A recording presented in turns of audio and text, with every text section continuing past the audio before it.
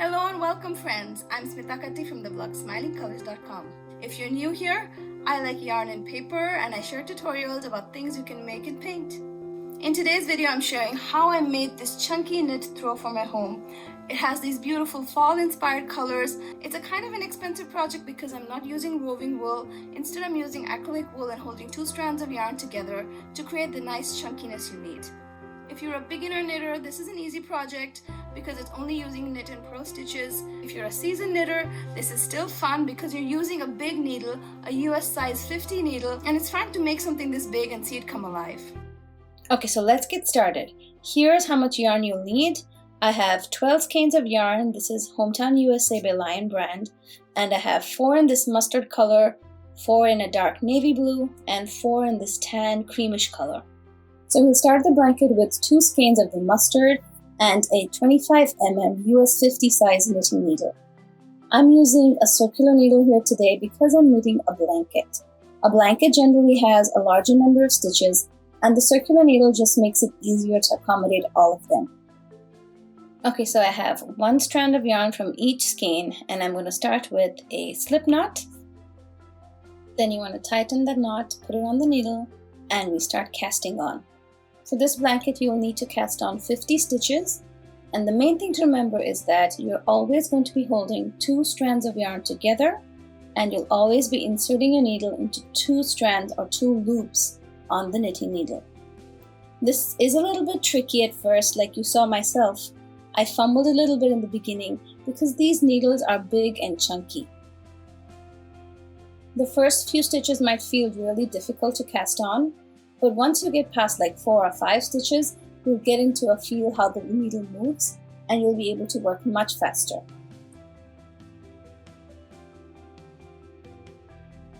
Adding a couple more stitches, and that's my 50. And once you have your 50 stitches cast on, it should look something like this. Now what you want to do is switch hands. That is, you're going to take the needle that you were using, put it into your opposite hand, and vice versa. So what we're doing is actually knitting back and forth on the circular needles, and this is how you do it. So now we're working on row 1. In this row, you're going to knit all 50 stitches.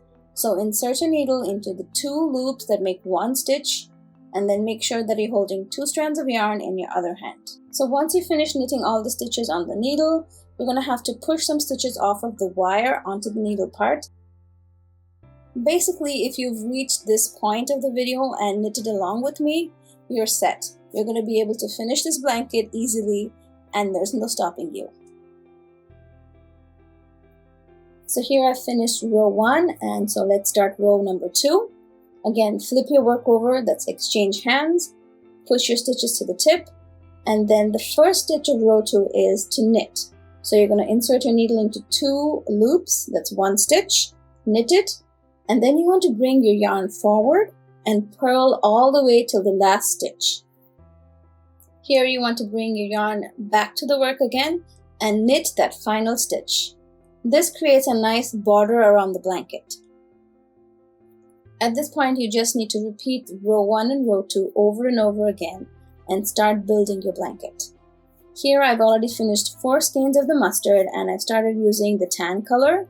I love how chunky the blanket is and it's really snuggly already. So here I've finished all of my white or cream color yarn. I added 20 rows according to pattern, and now it's time to add in the blue.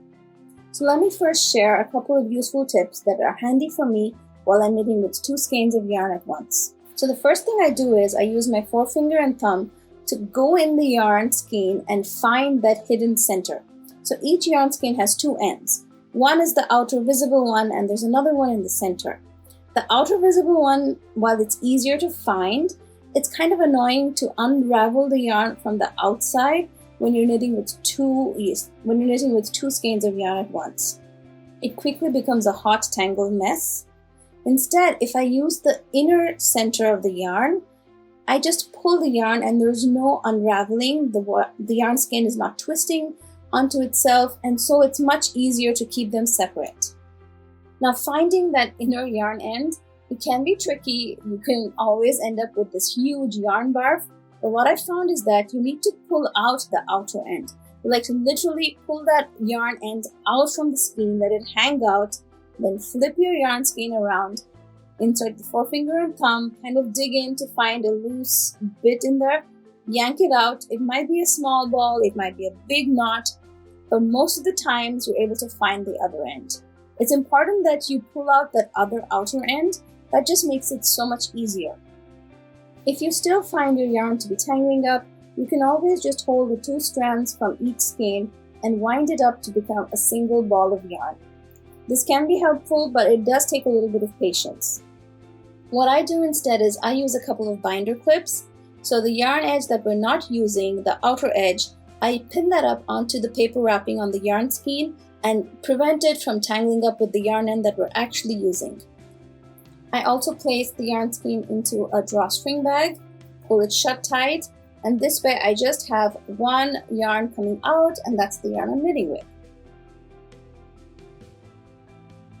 And repeat the whole thing with the second skein.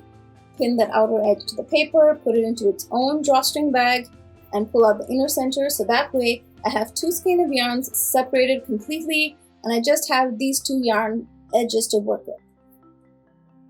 Now let me show you how I change colors while knitting a blanket. Probably better ways to do this, but what I do is very simple.